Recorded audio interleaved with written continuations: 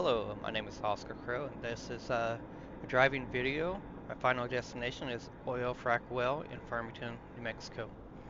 So, fracking. What is fracking? Some people may know, some people don't. But what fracking is where a company comes into a location and drills a well with a pipe that goes down into the earth. And as the pipe goes down to the earth at the very bottom, it curves out and does a 90-degree turn, then goes out for like a mile or so out into the ground. And as this goes down there, once they get to the bottom, they then pull the well casings out, or they keep the well casings in, and then they start filling this with sand and brine and other components. Okay, and they use great amounts of water to take and put down the well, and large amounts of sand. Well, I happen to be a driver for about 6 months doing this job, and I'm going to this well and delivering boxes of sand, which you will see here in a moment. Okay, so basically, what they do, the large, very powerful pumps and everything, will take a reservoir of water, mix it with the sand, and force it down the well. But before that, they have to perforate the wells, the pipe that they have put down there, with explosives when they pull out. And then what they do is they pump the high pressure water into the pipe with the sand, and the sand will take and create crevices within the well underneath the ground over a mile down in the ground. And then once all that process is done, they'll pump out most of that brine and sand and water and everything. And then once they do that, then the oils or gases will seep into the well, and it can be pumped up out of there. Okay, so stay tuned, and we will start driving. Okay, 1 hour earlier, as you should stay on SpongeBob. Okay, so I just left Farmington, New Mexico, and this is a road that goes east outside of Farmington and going out into the mountains, basically. It's a long ride. It's about an hour ride. So therefore, I just let you kind of watch the scenery and everything. But fracking is one way to take and reclaim a well or get more oil and stuff out of wells and out of the earth. I can pull up some actual information for this. Okay, so oil fracking. Fracking, also known as hydraulic fracturing, facing hydraulic fracturing or hydrofracturing is a well stimulation technique involving the fracturing of formations in the bedrock by pressurized liquid.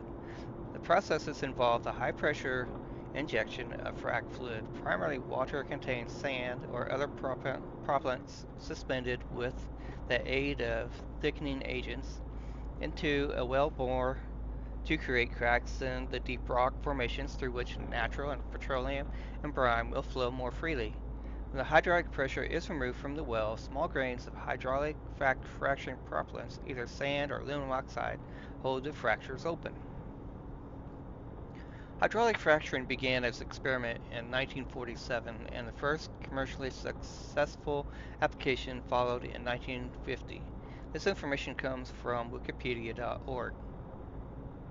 And the first, okay, as of 2012, 2.5 million frac jobs have been performed worldwide on oil and gas wells, over 1 million of those within the United States. Such treatment is generally necessary to achieve adequate flow of rates in shale gas, tight oil, and coal-stream gas wells. Some hydraulic fractures can form naturally in certain veins or dikes. Drilling and hydraulic fracturing have made the United States a major crude oil exports as of 2019. But leakage of methane and a powerful greenhouse gas has dramatically increased. Increased oil and gas production from decade long fracking boom has led to lower prices for consumers, with near record lows of the share household income going to energy expenditures. Hydraulic fracturing is highly controversial. Its proponents advocate the economic benefits of more extensively accessible hydrocarbons, as well as replacing coal with natural gas, which burns more cleanly and emits less carbon dioxide and energy dependence.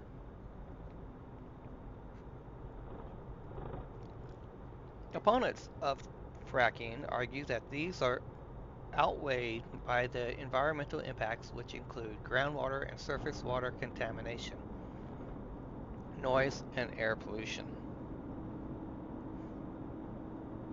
and the triggering of earthquakes along the resulting hazards to public health and environment. Researchers found adverse health effects in populations living near hydraulic fracturing sites, including confirmations of chemical, physical, and psychological hazards such as pregnancy and birth outcomes, migraine headaches, chronic rhinitis, rhinoincitis, severe fatigue, asthma, expectations, and psychological stress. Adherence to regulation and safety procedures are required to avoid further negative impacts. The scale of methane leakage associated with hydraulic fracturing is uncertain, and there is some evidence that leakage may cancel out any greenhouse emissions benefits of natural gas relative to other fossil fuels. Increase in seismic activity following along hydraulic fracturing along dormant or previous unknown faults are sometimes caused by the deep injection disposal of hydraulic fracturing flowback, byproduct hydraulically fractured wells, and produce formations of brine, a byproduct of both fractured and non-fractured oil and gas wells. For the reason hydraulic fracturing is under international scrutiny, restricted in some countries, and banned altogether in others. The European Union is drafting regulations that would permit the control application of hydraulic fracturing. Geology. Mechanics. Fracturing at great depths frequently became suppressed by the pressure due to the weight of the overlying rock strata and concentrations of the formation. The suspension of process particularly significant in tensile fracturing, which requires the wells of the fracture to move against this pressure. Fracturing occurs when effective stress, where is that? Effective stress is overcome by the pressure of fluids within the rock. The minimum principal stress becomes a tensile exceeding tensile strength. Fractures formed in the way are generally oriented in a plane perpendicular to the minimal principal stress, and for the reason hydraulic fractures in well bores can be determined in the orientation of stresses. A natural example, such as a dike or vein-filled fractures, the orientation can be used to interfere past states of stress.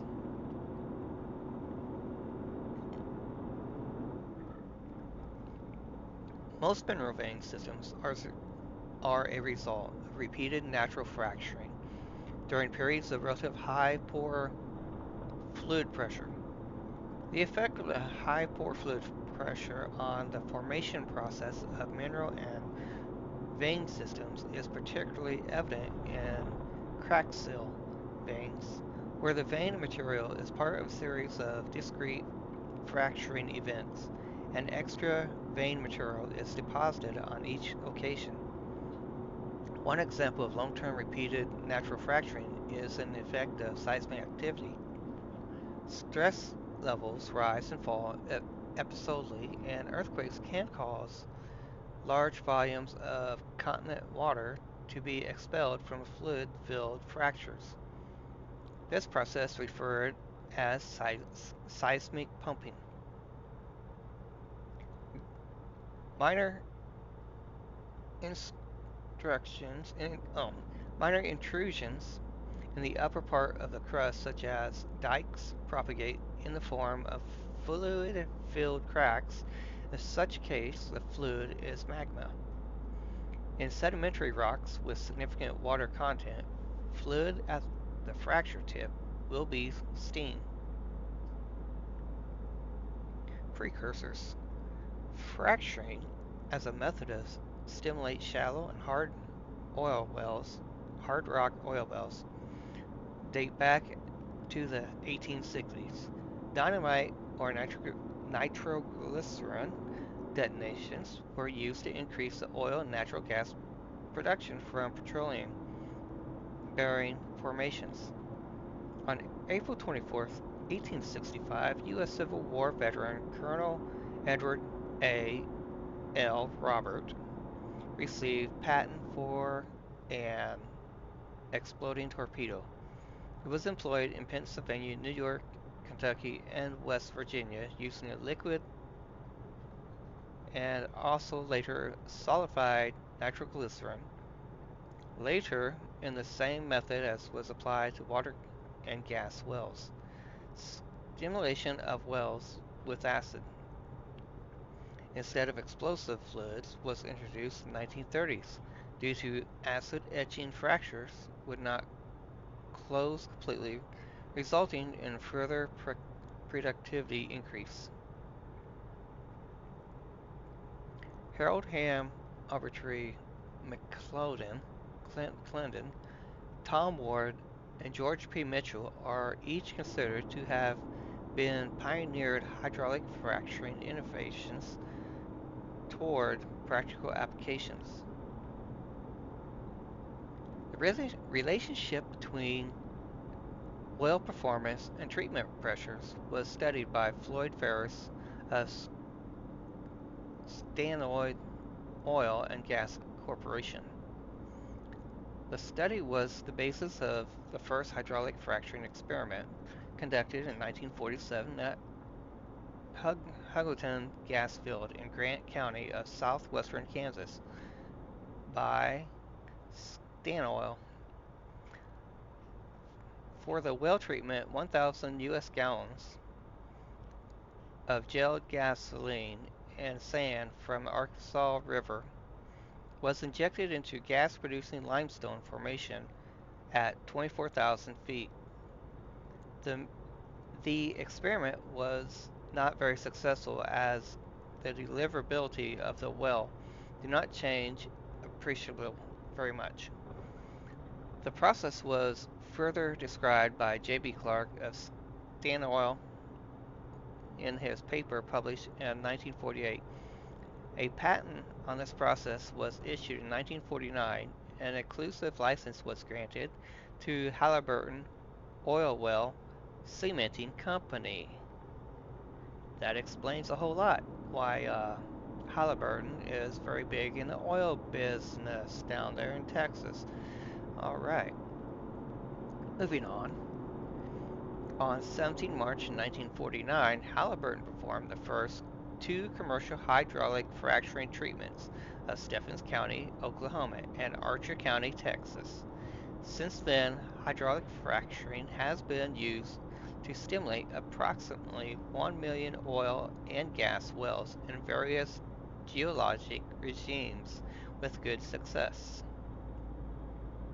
In contrast with the large-scale hydraulic fracturing used in low permeability formations, small hydraulic fracturings and treatments are commonly used in high permeability formations to remedy skin damage, a low permeability zone that sometimes forms at the rock borehole's interface. In such case, the fracturing may extend only a few feet from the borehole. In the Soviet Union, the first hydraulic propellant fracturing was carried out in 1952. Other countries in Europe, North Africa subsequently employed hydraulic fracturing techniques, including Norway, Poland, Czech Czechoslovakia, Yugoslavia, Hungary, Aus- Austria, France, Italy, Bulgaria, Romania, Turkey, Tunisia, and Algeria. Okay. Massive hydraulic fracturing, also known as high volume hydraulic fracturing, is a technique first applied by Pan American Petroleum in Stephen County, Oklahoma in 1968. The definition of massive hydraulic fracturing varies, but generally refers to treatment injecting over 150 short tons, or approximately 300,000 pounds, of propellant. American geologists gradually became aware that there were huge volumes of gas-saturated sandstone with permeability too low to recover the gas economically. Starting in 1973, massive hydraulic fracturing was used in the sands of gas wells in San Juan Basin, Denver Basin, the Pisces Basin, and the Green River Basin, and in other rock formations of the western U.S. Other tight sandstone wells in the U.S. made economically viable by massive hydraulic fracturing were in the Clinton Median Sandstone, Ohio, Pennsylvania, and New York, and Cotton Valley Sandstone, Texas, and Louisiana. Massive hydraulic fracturing quickly spread in the late 1970s to western Canada, Rutschlichen, and Carboniferous gas-bearing sandstone in Germany, Netherlands, and to the United Kingdom, North Sea. Horizontal oil gas wells were unusual until the late 1980s. Then operators in Texas began completing thousands of wells by drilling horizontally in the Austin Chalk and giving the massive slickwater hydraulic fracturing treatments to the well bones. Horizontal wells provide much more effective than the vertical wells in producing oil from the tight chalk. Sedimentary beds are usually nearly horizontal, so horizontal wells have much larger contact areas with the target formation. Hydraulic fracturing operations have grown exponentially since the mid-1990s, when technological advances and increase in the price of natural gas made this technique economically available. Shell fracturing, a hydraulic fracturing of shell, goes back at least to 1965, when some operations in the big sandy gas fields of eastern Kentucky and southern West Virginia started hydraulically fracturing in Ohio Shell and Cleveland Shell, using relatively small fracks. The frac jobs generally increased production, especially from low-yielding wells. In 1976, the United States government started the Eastern Gas Shell Project, which included numerous public and private hydraulic fracturing demonstration projects. During the same period, Gas Research Institute, a gas industry research consortium, received approval of research and funding from Federal Energy Regulatory Commission.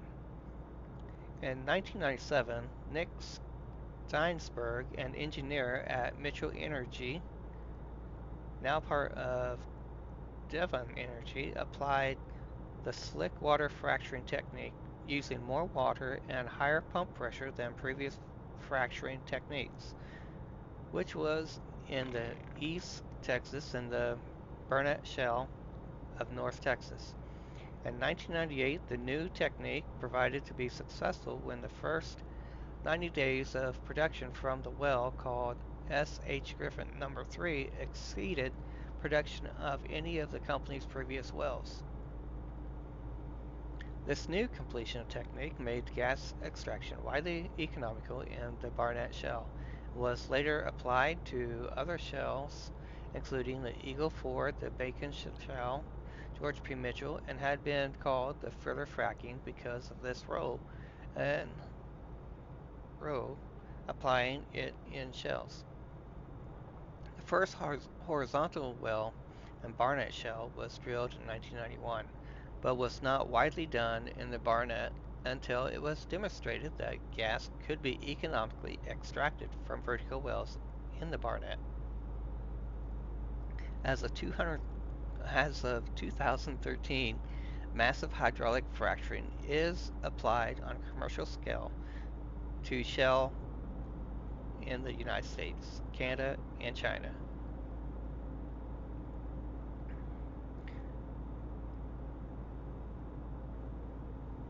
According to the United States Environmental Protection Agency, the EPA, hydraulic fracturing is a process to stimulate a natural gas oil geothermal well to maximum extraction. The EPA defines the broader process to include acquisition of the source water, well construction, well stimulation, and waste disposal.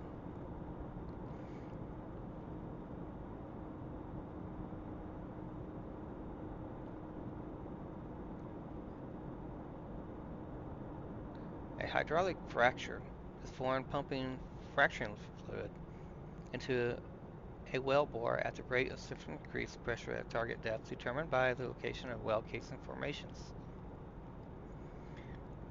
To exceed the fracturing gradient pressure of the rock, the fracturing gradient is defined as pressure increase per unit depth relative density and usually measured in pounds per square inch, per square foot, or by bars. The rock cracks and the fracture fluid permeates the rock, extending the crack further and further, and so on. Fractures are located as pressure drops off with a rate of fractional loss, which is relative to the distance from the well. Operators typically try to maintain a fracture width, or slow its decline following treatment, by introducing a propellant into the injected fluid, materials such as grains of sand, ceramic, or other particulates, thus preventing the fractures from closing when injection is stopped and pressure removed. Consideration of propellant strength and prevention of propellant failure becomes more important at greater depths, where the pressure and stress of fractures are high. The, the propped fracture is permeable enough to allow the flow of gas, oil, salt water, and hydraulic fracturing fluids to the well.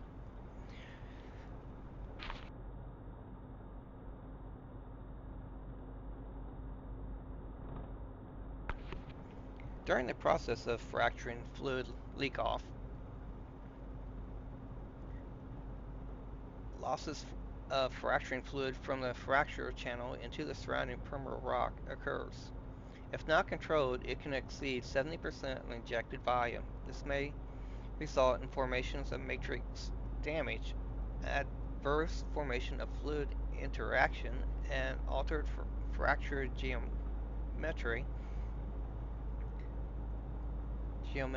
thereby decreasing efficiency.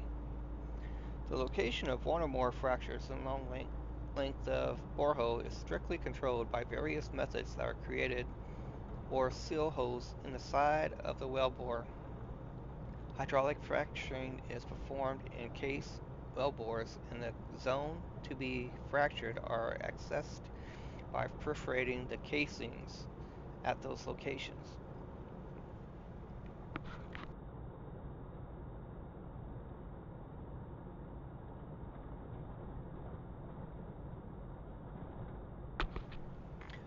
Hydraulic fracturing equipment used in oil and natural gas fields usually consists of a slurry blend, one or more high-pressure, high-volume fracturing pumps, typically powerful triple X or quintuplex pumps, and monitoring unit. Associated equipment includes or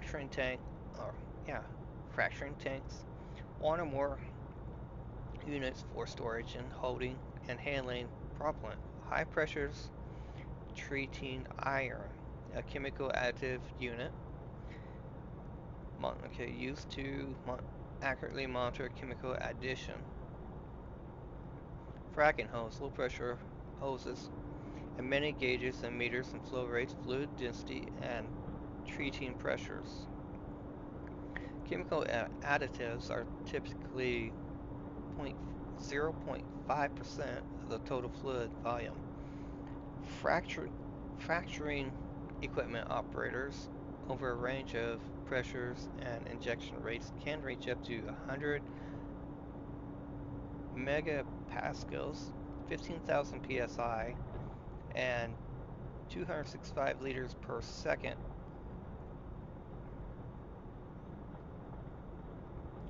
A distinction can be made between conventional and low volume hydraulic fracking, used to stimulate the high permeability reservoirs for a single well, and unconventional high volume hydraulic fracturing used in the completion of tight gas and shale gas wells. High volume hydraulic fracturing usually requires high pressure than low volume fracturing. The high pressures are needed to push a large volume of fluid and propellant that extend further from the borehole. Horizontal drilling involves well bores with a terminal drill hole completed as a lateral that extends parallel with the rock layer containing to a substance or to be extracted. For example, laterals extend 1,500 to 5,000 feet in the Barnett Shale in Basin of Texas, and up to 10,000 feet in the Bacon Formation in North Dakota. In contrast, the vertical well only accesses the thickness of the rock layer, typically 50 to 300 feet. Horizontally drilling reduces surface disruptions such as fewer wells require to access the same volume of rock. Drilling often plugs up the porous spaces at the wellbore wall, reducing the permeability at the near of the wellbore. This reduces flow into the borehole from surrounding rock formations and partially sealed off the boreholes from surrounding rock. A low volume hydraulic fracturing can be used to restore permeability.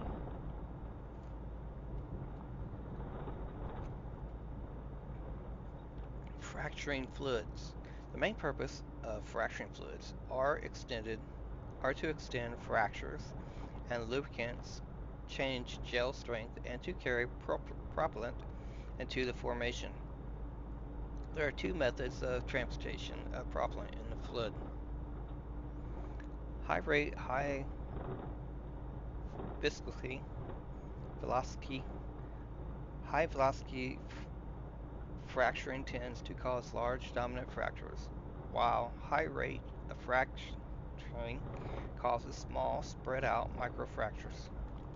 Water-soluble gel propellants increase velocity and efficiently deliver propellant into the formation. Fluid is typically a slurry of water, propellant, and chemical additives. Additionally, gels, foams, and compressed gas, including nitrogen, carbon dioxide, and air, can be injected. Typically, 9% of the fluid is water, and 9.5% is sand, with chemical additives accounting about 0.5%. However, fracturing fluids have been developed using liquefied petroleum gas and propane. This process called waterless fracking.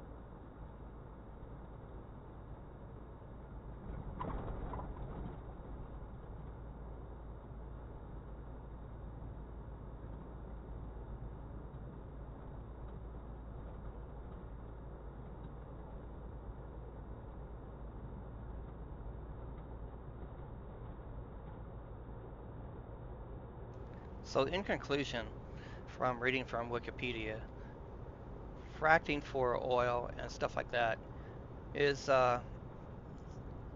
used in the United States and created in the United States by various different people.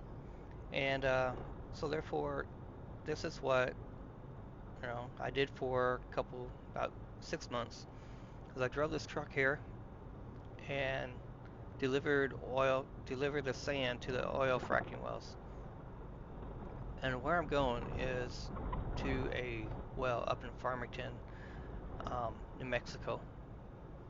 It appears right now that I'm still on a highway, but it's the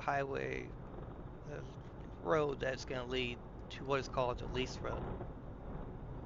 And the lease roads are not always all paved. They are sometimes dirt and rock, and navigation, you have to be really, really careful navigating on these lease roads because they can go back in. And as this one does, goes up and down hills, and some of it can be really hard and really bumpy and not really paved very well, as you will see. But the country out here is very beautiful. I took and usually would start my day in Farmington, New Mexico, and I'd have to drive all the way down to Sanders, Arizona, pick up my sand, and then turn around and drive all the way back to Farmington and deliver. And by doing so, it took every bit of my 10 hours of driving time that would go throughout the day, and very few breaks. And once I got to my destination, I'd find a place to take a nap for the next 10 hours. And so, therefore, I hope you enjoy the scenery. Take and keep watching till the end and enjoy. I'm going to go quiet for a little while until we actually get to more places where I can take and describe what is going on.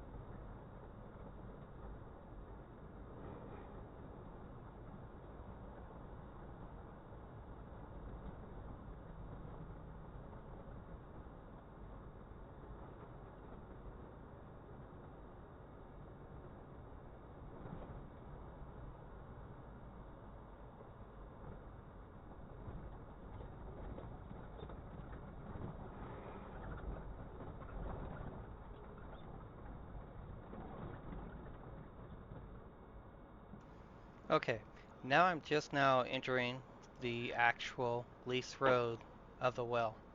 This here road is rated like 15 mile an hour, and for the truck's sake, should go probably less than 15 mile an hour. Because as you can see, after this cattle guard here, directly in front of me, it is nothing but gravel road. And bumps and bouncing and everything on the gravel road will actually tear the truck up. So therefore, I have to take and go real easy on this road and watch out for the large potholes and stuff like that.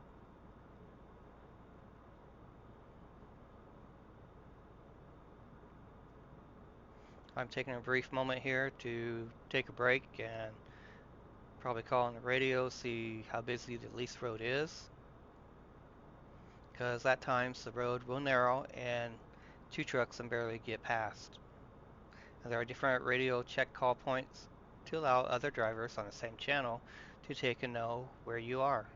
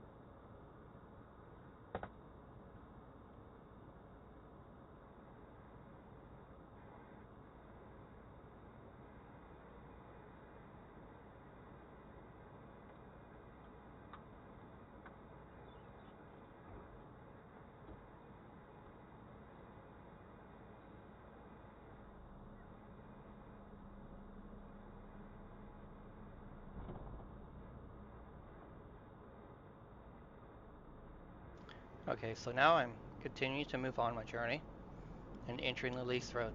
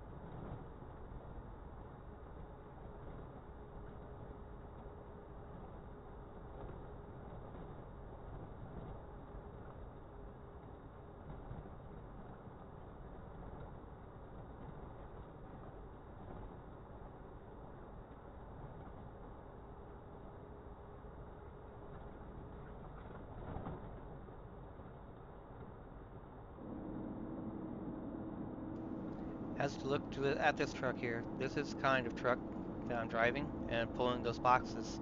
The same type of boxes, I have two of them on my trailer. The trailer is created with a metal frame, and the boxes just sit on there with locks that are turned and in a camshaft way that locks the box to the chassis of the trailer.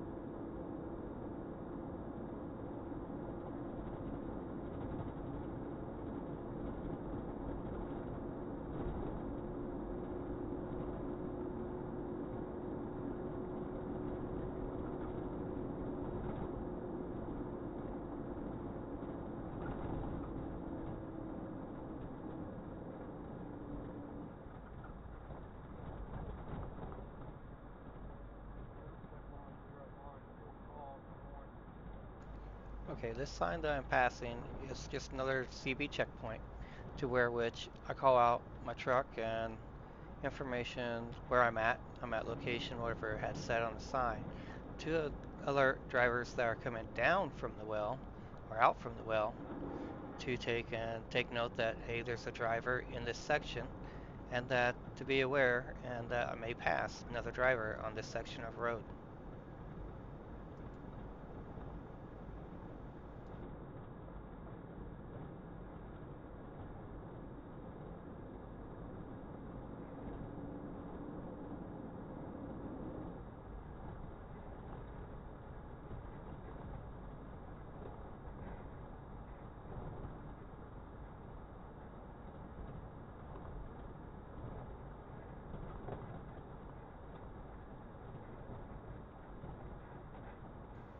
The conditions of these roads vary greatly from easy to drive terrain to very rough, and if you slip over to the side or get off the road, lease road, it's most likely a truck would become stuck, or it would take and rub the bottom of the truck on the ground due to the potholes and the ditch level and stuff like that.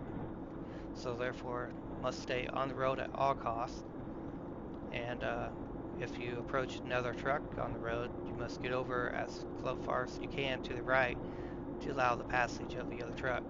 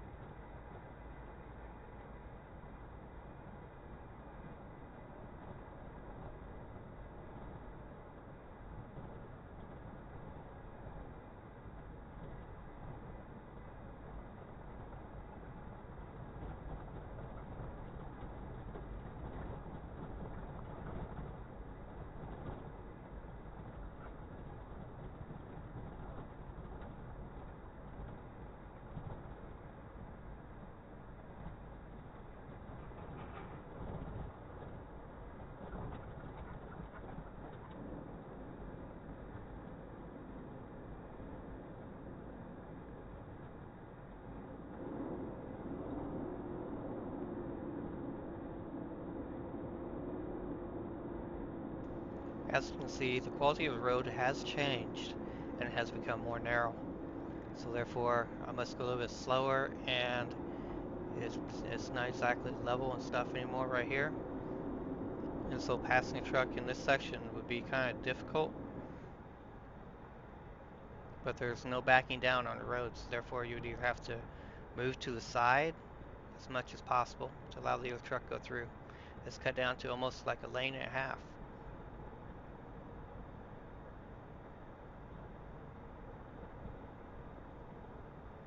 But the scenery out here is, I mean, it's beautiful. You can't match it really anywhere in the Midwest here.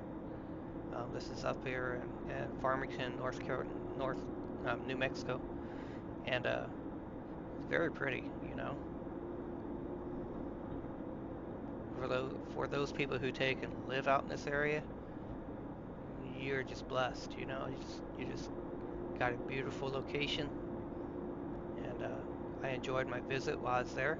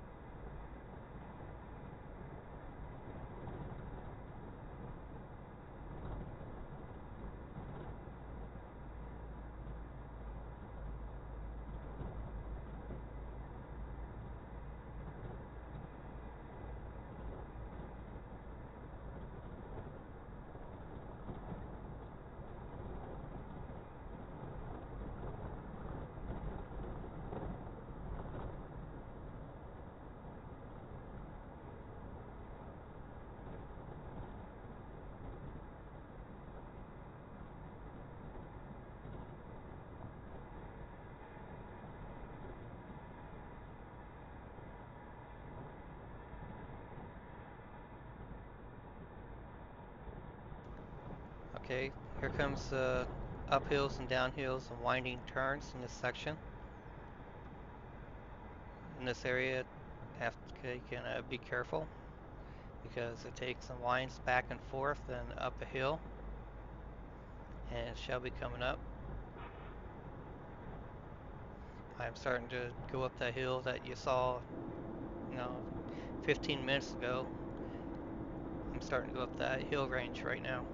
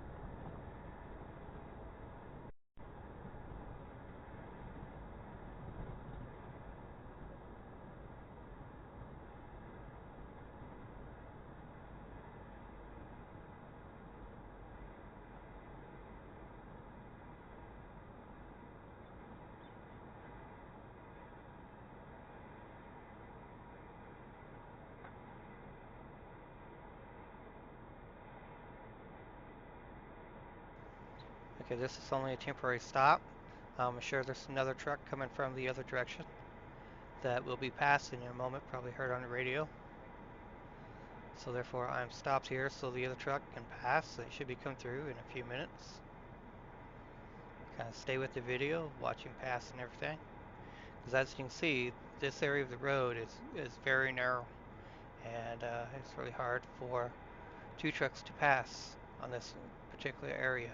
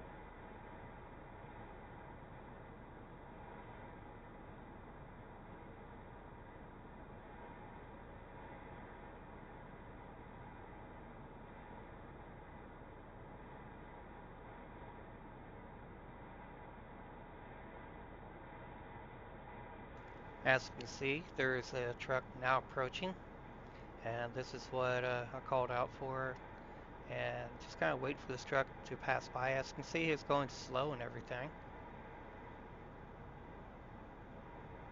This is exactly what my truck trailer looks like, just like that.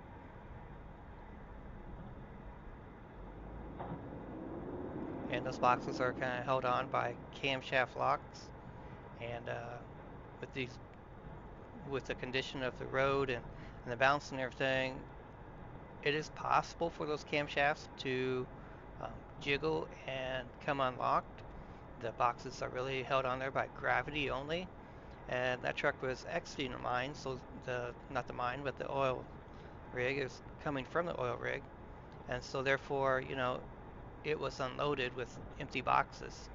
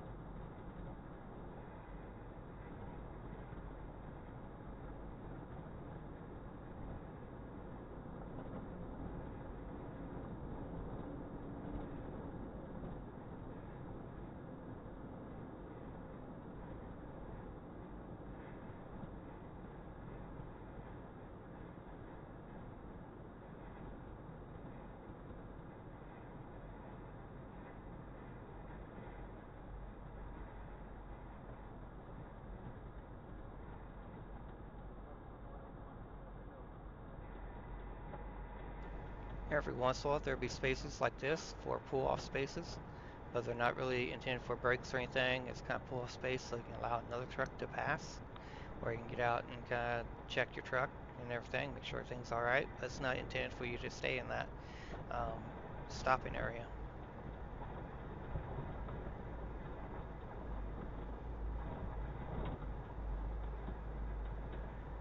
As you can see, the truck is bouncing from side to side. This is very rough terrain. It is not anything smooth by any means.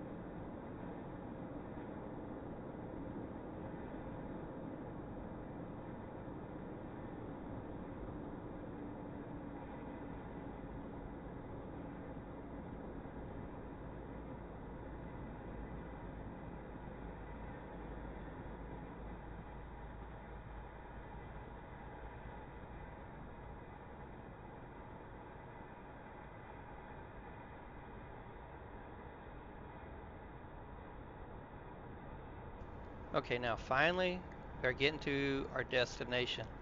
This is the Farmington Well out outside of Farmington, New Mexico,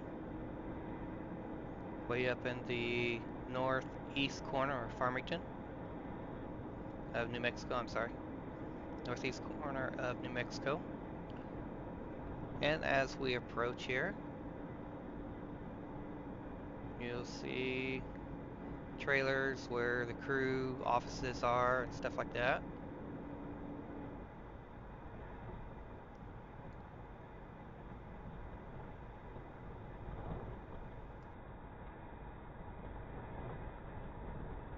This black pipe off to my left is carrying fresh water into the wells so that it can be used to be pumped down into the well along with all the sand and stuff that we are carrying.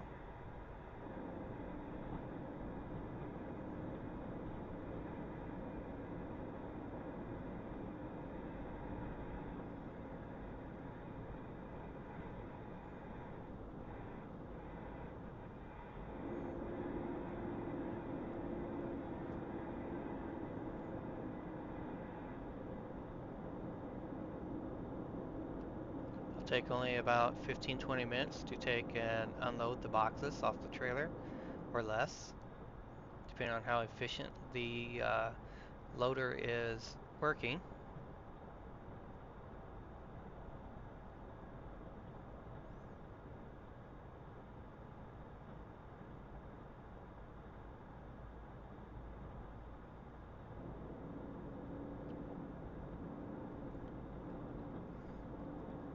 It appears right now that I am the only sand truck at the well coming up to it, so therefore it will be fairly quick that I get loaded and unloaded and everything.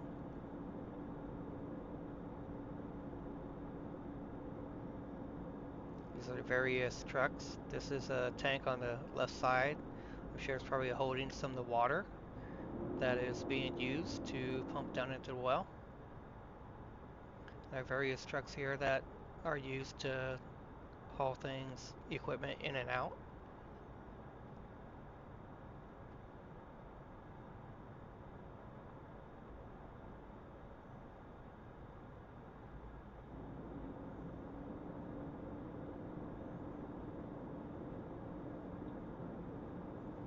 Here on the right is the pad, and it contains all the boxes, some empty, some full, and they get set on this conveyor trailer. The trailer has a conveyor that the sand drops down onto, and there's the forklift on the right there with the driver coming around, and I have some tickets that I will hand to him, and as I pull up and position, he'll unload the boxes, and then I'll go around and exit the loading area.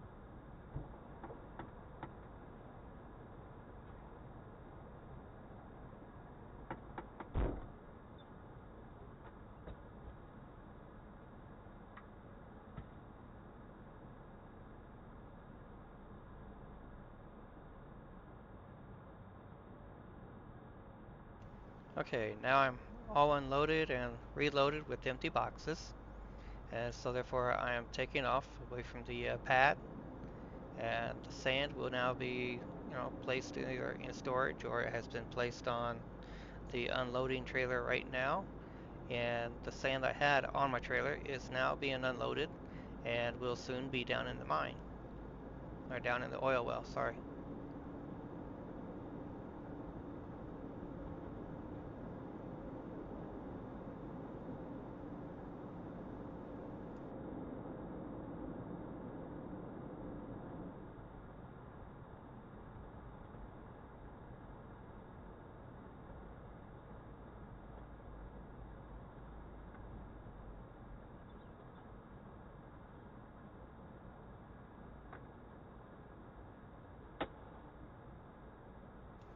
Okay, so I have driven away from the pad and in another like little staging area where now I'm hopping out of the truck, completing paperwork, and while I'm outside the truck, I'm taking and locking down the boxes, as I said before.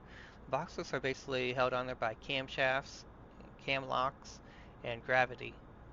So therefore, to ensure that the boxes will not ever fall off the truck, I am now locking them down and securing them.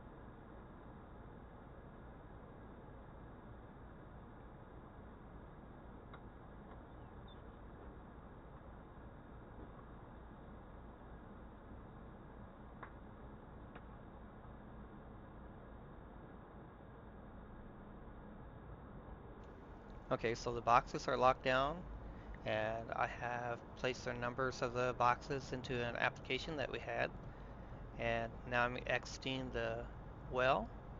And so if you stay continued, you see everything, you saw everything, you'll see everything reversed, what I'm saying, because all I do is exit here. There's no two ways in or two ways out. There's the same way in, same way out, and so therefore I appreciate you watching. If you've watched this far, just to see what it looks like at the end and everything. Um, I will include the rest of the video where I actually, go down the lease road, and hope you enjoyed. Please like and share the content and become a subscriber.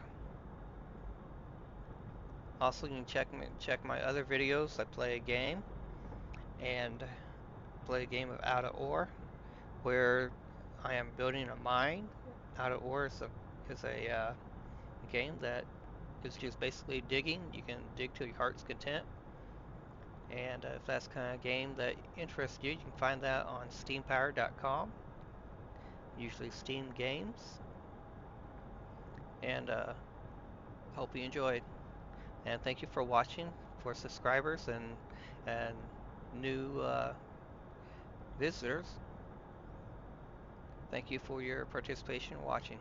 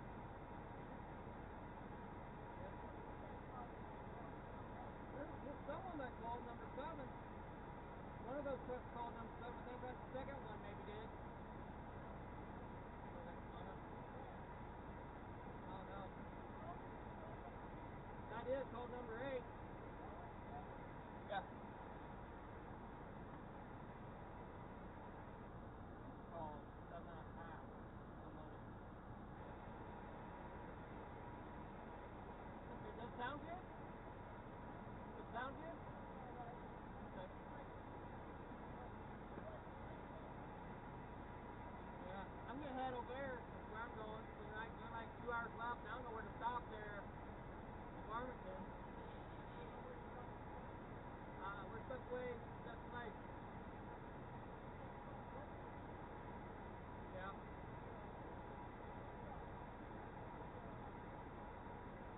Got about 2 hours, 2.5 hours. Okay.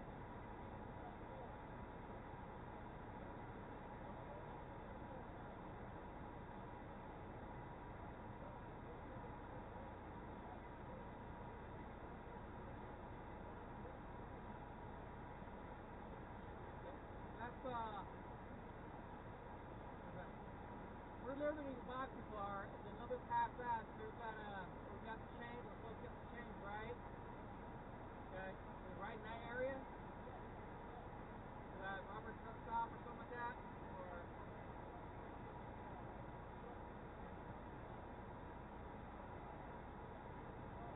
Okay. Yeah.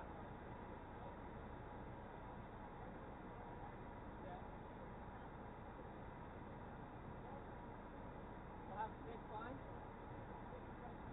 Okay. They got food and stuff? They got food?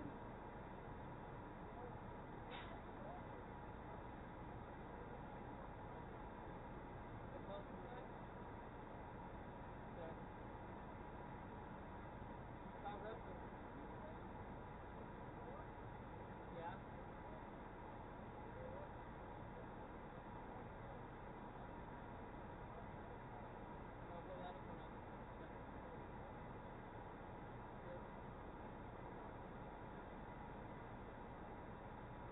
So here goes Bubble City, Farmington. I should get it. Okay. Let's get packed at this time of night. Let's get packed at this time of night.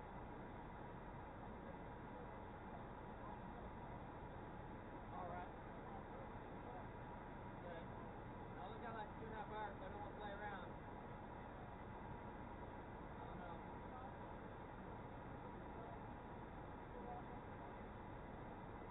Turn the app off and go, huh? Turn the app off and go.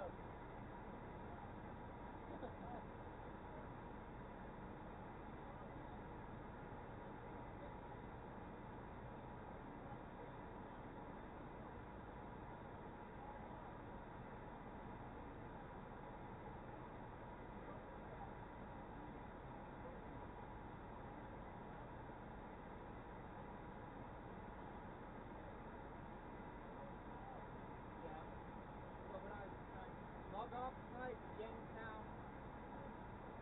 I did my post trip.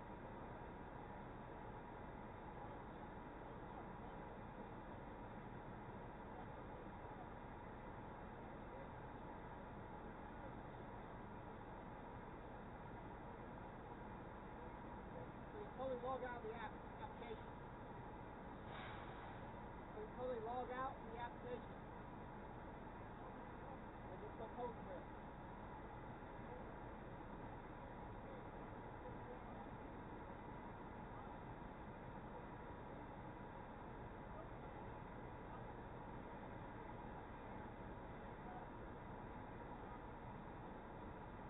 Whether you're over here or there, no matter where you're at.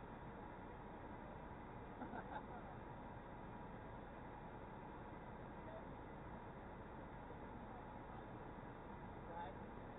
Gotcha. That's the short haul right now. Yeah.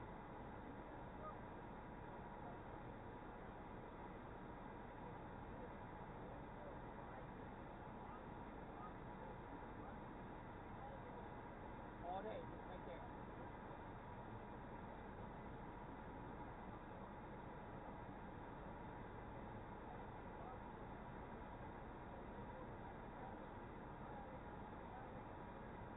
Wow. Okay. So, post trip, free trip to Jamestown, and stay on duty all day. Gotcha.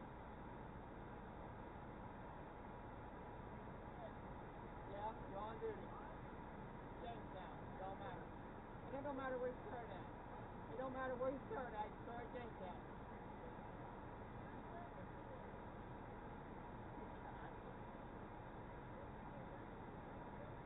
Right?